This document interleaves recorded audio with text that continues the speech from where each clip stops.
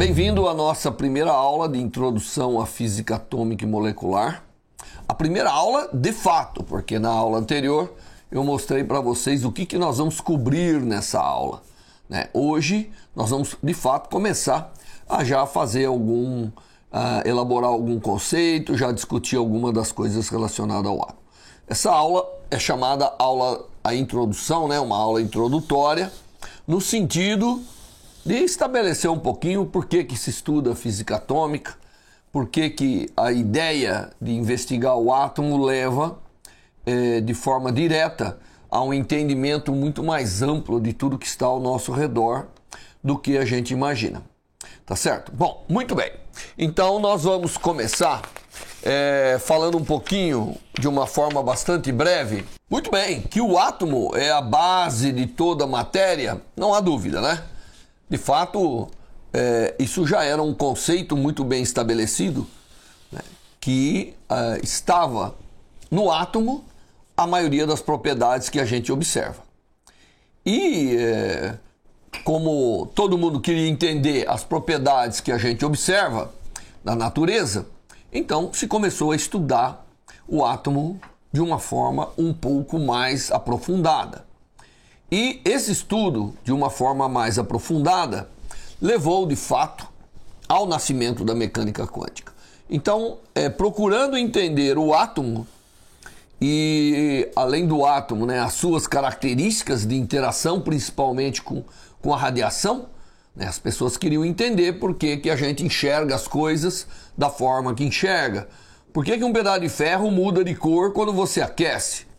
Essas propriedades levaram ao nascimento da mecânica quântica, que de fato é o que é necessário para explicar a física atômica que nós vamos estudar, né? Não dá para fazer a física atômica baseado simplesmente em alguns modelos e conceitos clássicos que nós tínhamos anteriormente. Inclusive hoje, a aula de hoje, ela vai pegar um pouquinho nesse modelo, nesse átomo clássico.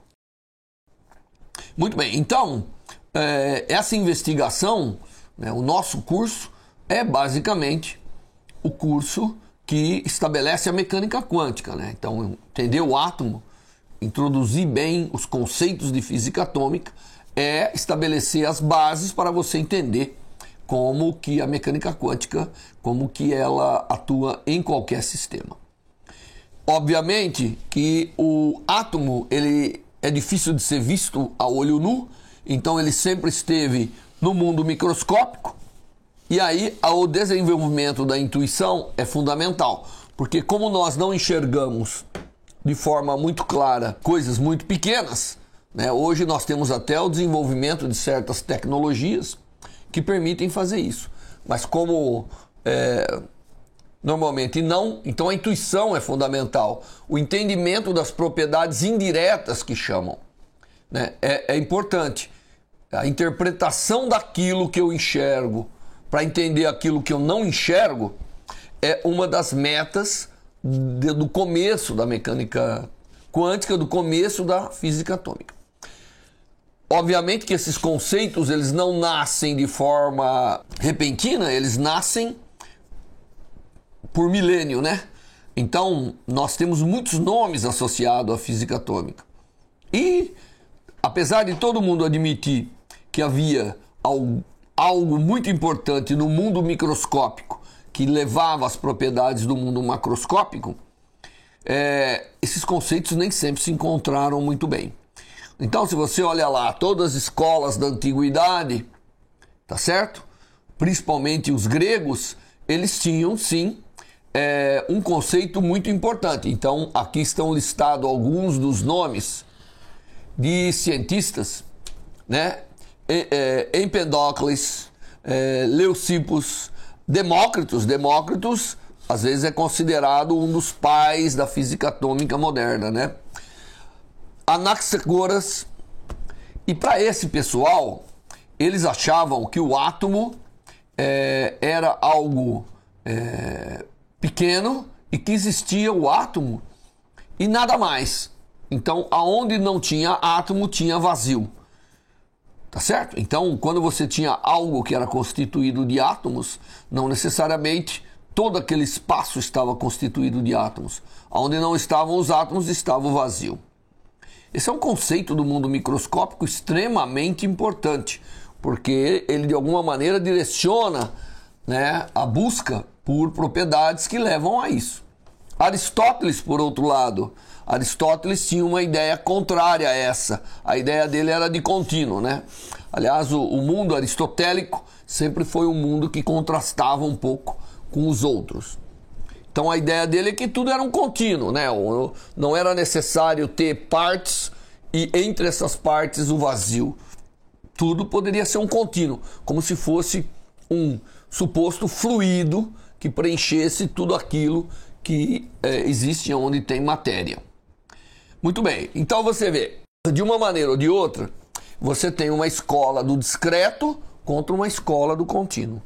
Então, para alguns, o átomo era algo contido em si e que, ligando todos, formaria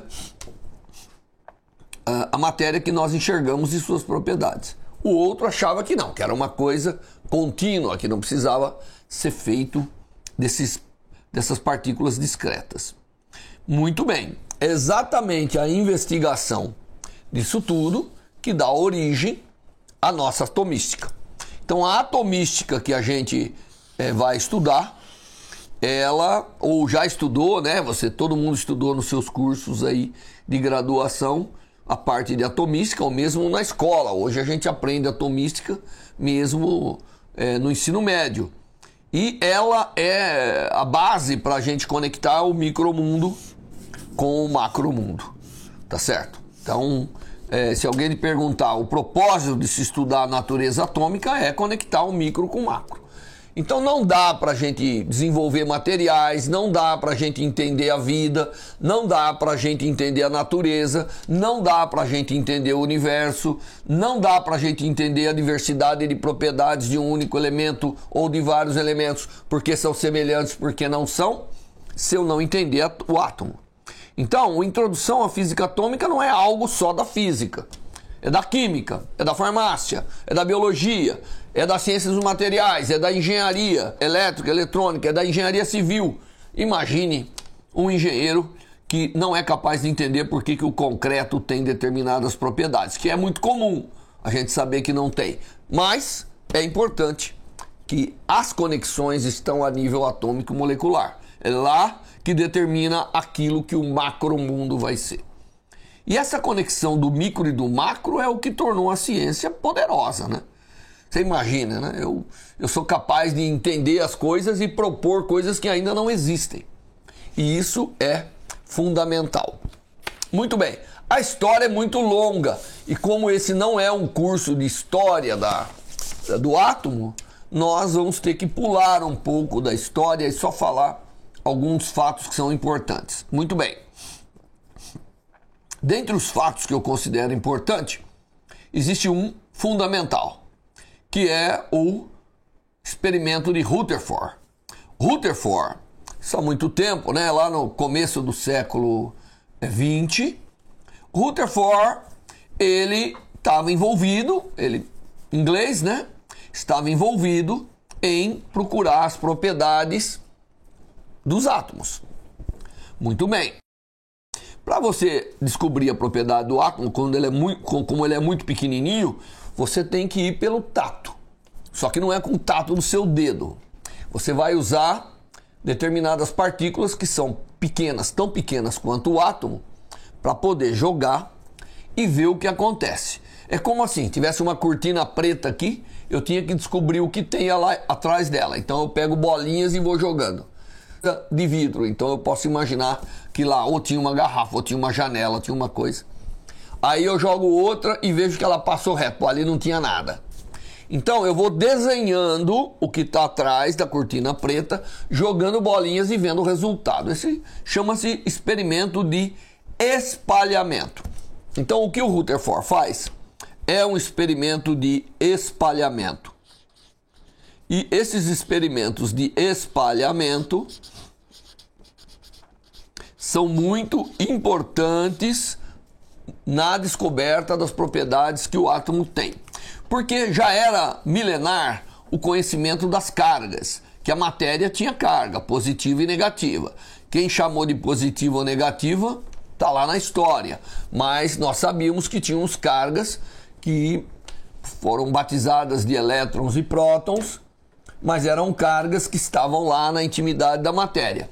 A questão do Rutherford é saber o seguinte, como que elas estão distribuídas, né? Porque havia todo tipo de interpretação colocada para esse entendimento. Então o Rutherford, ele já vinha trabalhando com fontes radioativas e tudo isso. Então ele falou, bom, eu vou jogar partículas sobre uma película de ouro. Então aqui é colocado uma película de ouro, né? Aqui é colocado ouro, película bem fina de ouro, produzida por eletrodeposição, algo de algumas camadas atômicas e que tem uma espessura T, tá certo? Então essa camadinha aqui tem uma espessura T que vai entrar, depois você vai entender a fórmula aqui. Então você tem aqui uma película de ouro, você joga essas partículas radioativas, a partícula alfa, ela é como um núcleo de hélio sem elétrons, né? Então, como o núcleo do hélio tem 2 prótons e 2 nêutrons, então ela fica com uma carga 2+, tá certo? Porque ele fica ionizado. Então a partícula de alfa, que advém de decaimento radioativo, e Rutherford estava trabalhando. E essa partícula, quando ela sai de um material radioativo, você pode colocar tubos para confinar, para fazer um feixe bem delineado, e ela bate aqui numa camada, bate, tá certo? Então é que nem os osciloscópios antigos, quando nós não tínhamos ainda essas telas mais modernas, quando batia um elétron, ela florescia, né? Tinha um sal ali desses instrumentos, aquelas cor esverdeada, bonita, ou pode ser amarelada. Então, nós vamos aprender no curso por que essas coisas acontecem mais no futuro.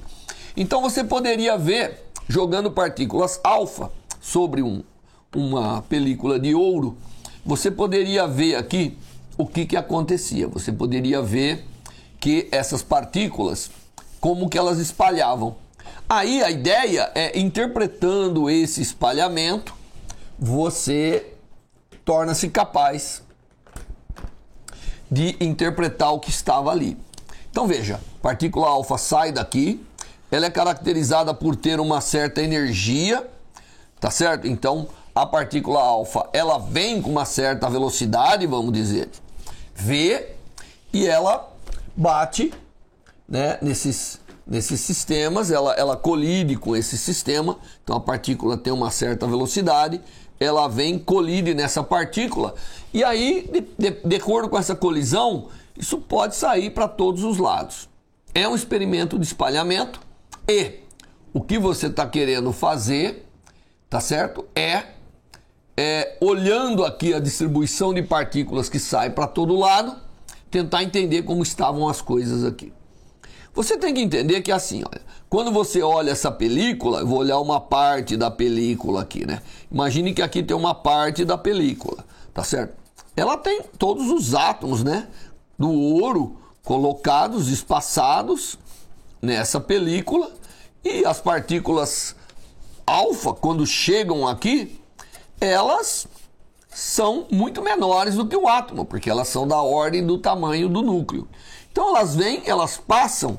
Então a ideia é que elas passam como se fosse interagindo com um único desses núcleos, tá certo? E obviamente a química já tinha entendido muito bem que um determinado número, a química já tinha entendido o que nós chamamos de densidade de átomos e tudo isso. Então, T é a espessura dessa partícula e ρ é a densidade em número.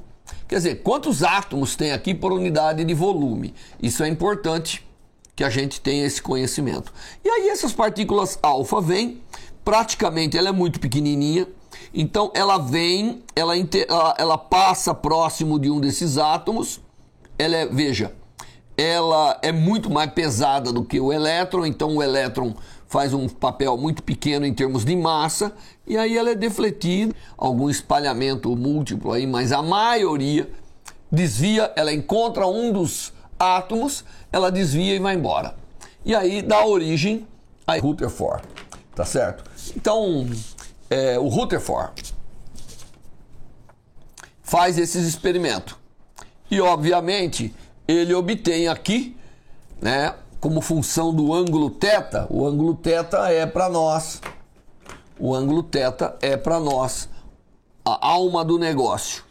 Tá? Porque ele vai pegar o ângulo θ e vai quantificar quantas partículas saem como função do ângulo θ. Ele tira a partícula, ele tira o núcleo de cobre, ele tira a película de ouro, ele vê que tem uma intensidade I0 batendo no centro, então o centro sempre é o lugar que mais intensidade tem em cada pequena região de ângulo, tá certo? Porque quando a partícula espalha, quando você vê uma partícula incide, então ela sai numa direção, que aqui nós chamamos de θ, mas entre um θ e um θ mais dθ, então nós temos uma região aqui que nós chamamos de dθ, então é um ângulo, isso aqui na verdade é uma superfície que ele pega e observa aqui,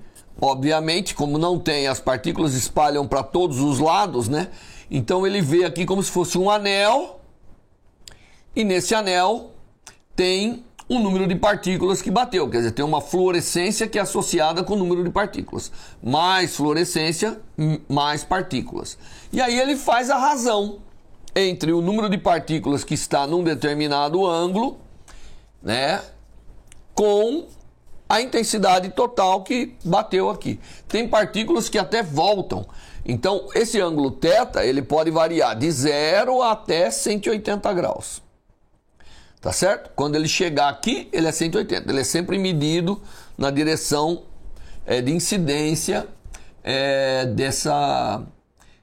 desse feixe de partículas alfa. E o que o Rutherford faz?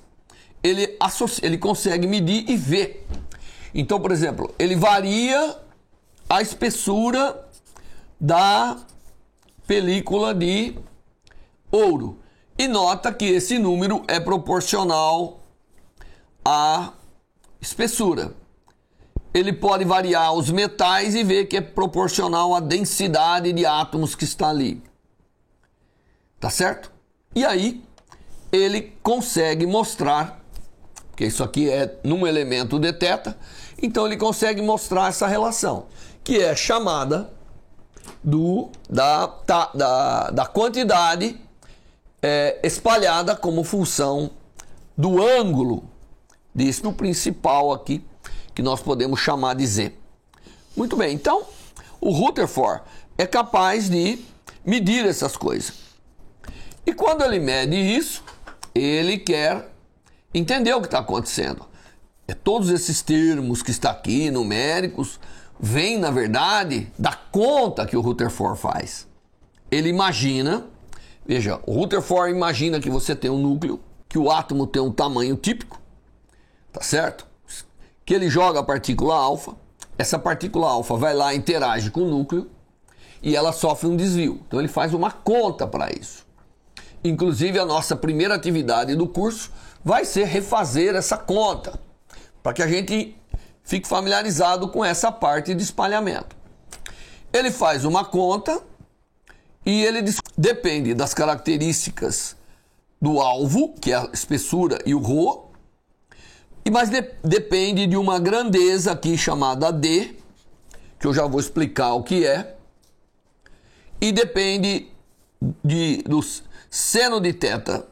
De θ dividido pelo seno de θ sobre 2, a quarta potência. A quarta potência, veja bem. Tá certo? E esse D, o Rutherford faz um modelo. Ele faz uma conta. Eu vou explicar para vocês na atividade que nós vamos fazer, com o exercício, né? Nós vamos explicar esse D. Muito bem. E ele observa que isso depende de D quadrado, e ele nota que esse D vai ser a distância de máxima aproximação entre a partícula alfa e o átomo. Então, Como que ele determina isso? Ele pega e faz assim, bom, imagina que eu tenho aqui algo que tem uma carga positiva, tá certo? Então tem uma carga mais E.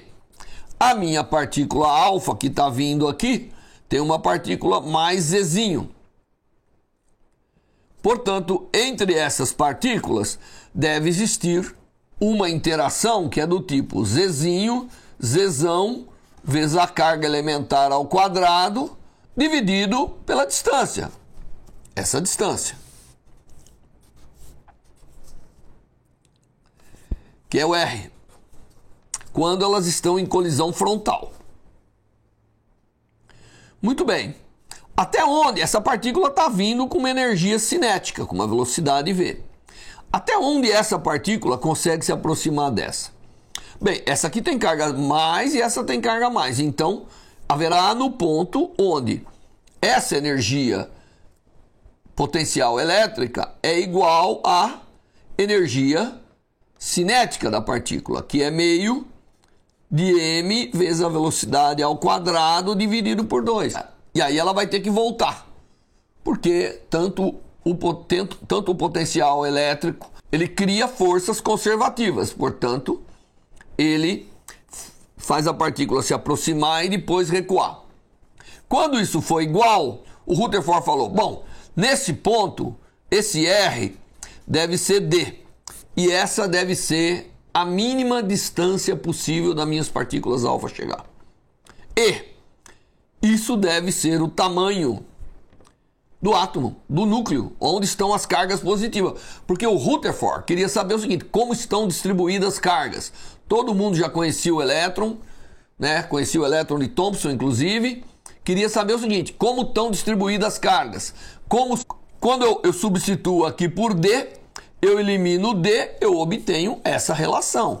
Que D é Zzinho, Zzão, claro que Zzinho é 2 aqui no caso, que é a carga da partícula alfa, mas o próprio Rutherford faz a conta genérica. Zzão é o número atômico, portanto, o número de cargas positivas que estão lá no átomo de ouro, E a carga elementar, M é a massa da partícula alfa, V a sua velocidade e, claro, os outros são fatores numéricos. Então, se você botar R igual a D aqui, você descobre que essa é a distância de mínima aproximação.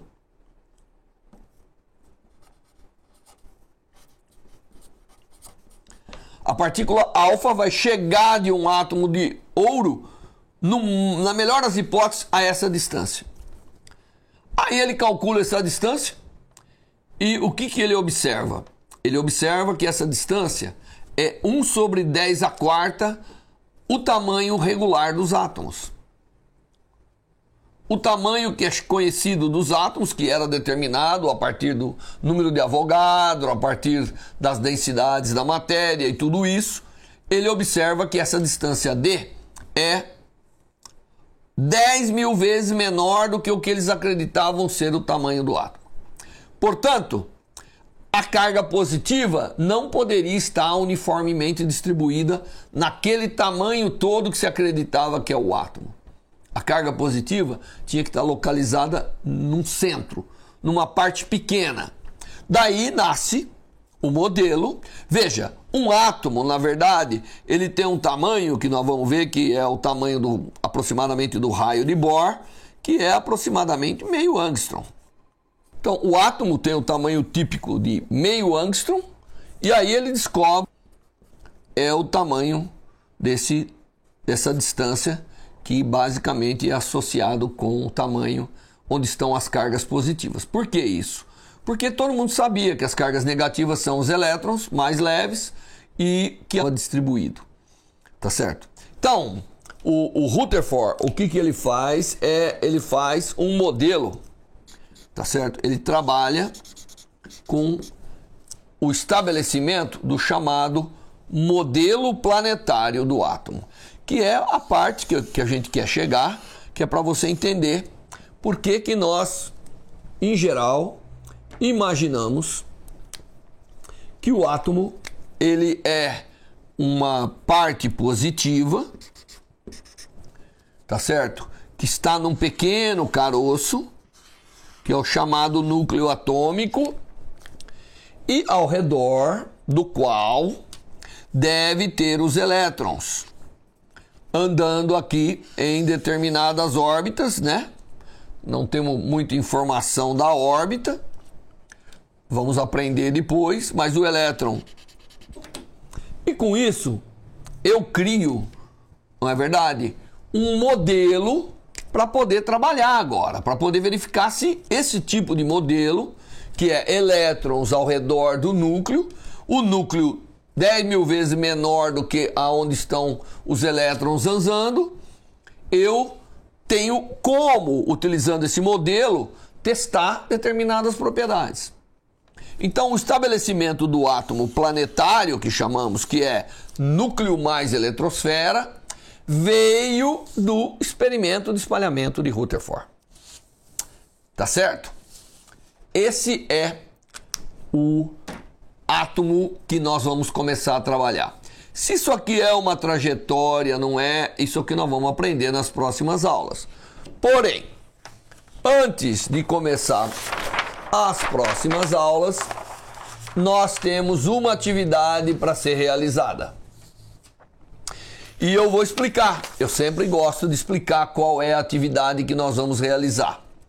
E a atividade que você vai realizar é a atividade 1, que vai ser encaminhada, que está disponível, né, na nossa página e que será encaminhada para cada aluno regularmente matriculado no curso. É a primeira atividade do curso de Introdução à Física Atômica, é calcular o espalhamento Rutherford. Claro que eu sei que a gente faz isso lá em Física Moderna, em cursos básicos de Mecânica Quântica, mas você agora vai ter que fazer e vai ir um pouco além daquilo que você aprendeu, convencional ou comum. Então, você vai considerar partículas alfas colidindo no núcleo atômico. Então, elas vêm colidem no núcleo atômico.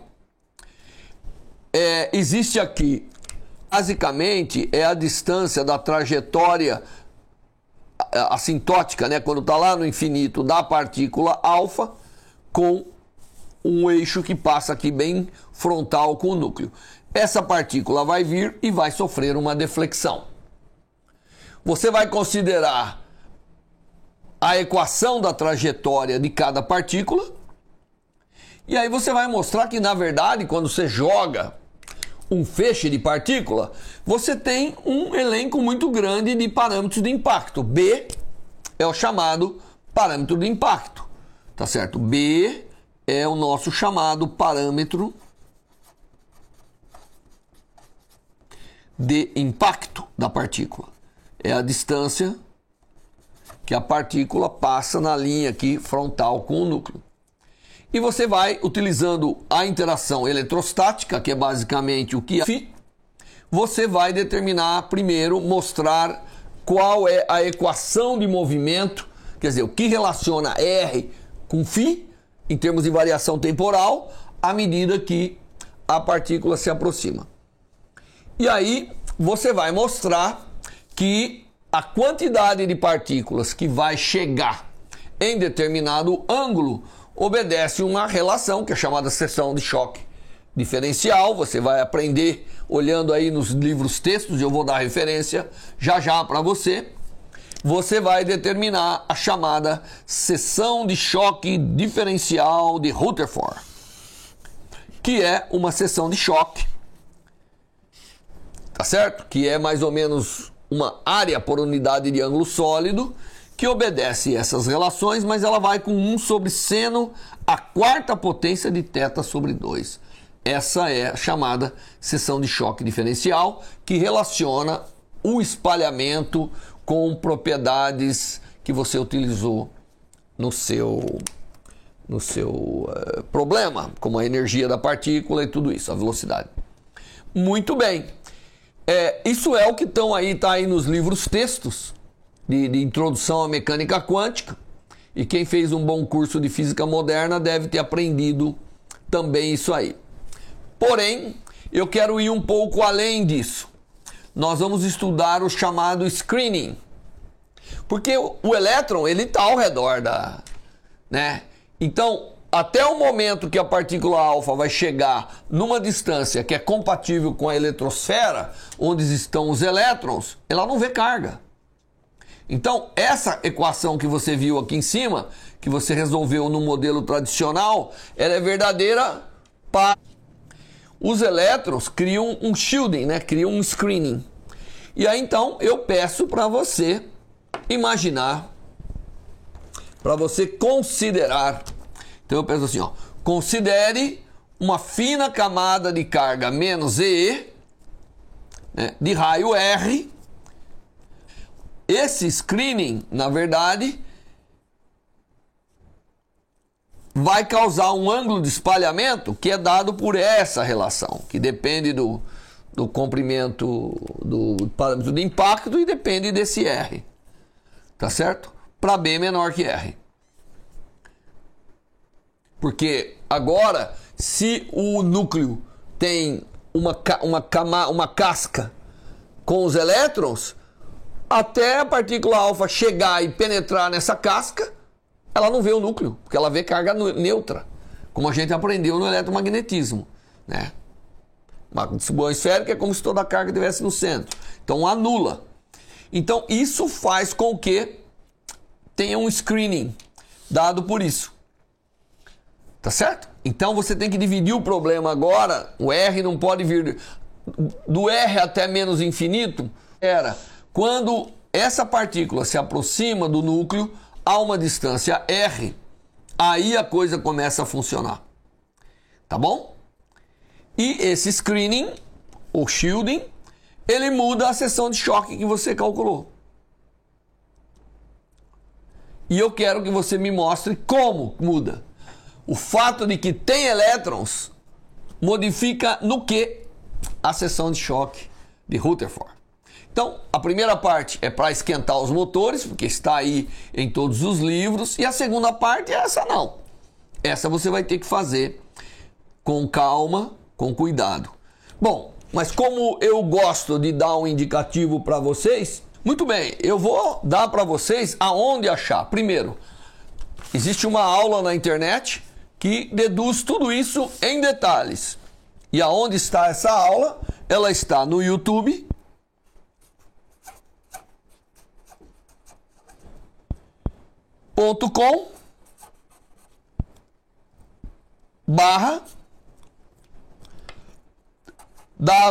.com/WATCH ponto de interrogação V igual V0 V maiúsculo M R maiúsculo G minúsculo número 2 F maiúsculo Z A minúsculo A maiúsculo. Se você for nesse endereço, você encontra esse cálculo feito, explicado, e aí você pode fazer em detalhes. Com relação ao screening, aí existe um artigo na revista Brasileira de Ensino de Física, aberta. Você pode entrar lá, entra como o meu nome, Bagnatto, como autor, e você vai encontrar num dos artigos publicados de ensino exatamente o cálculo do screening do espalhamento de Rutherford devido à presença da eletrosfera. Então, essa é a primeira atividade que você vai realizar e eu espero que com isso a gente aprenda bem o modelo que nós vamos utilizar de átomo. Até a próxima.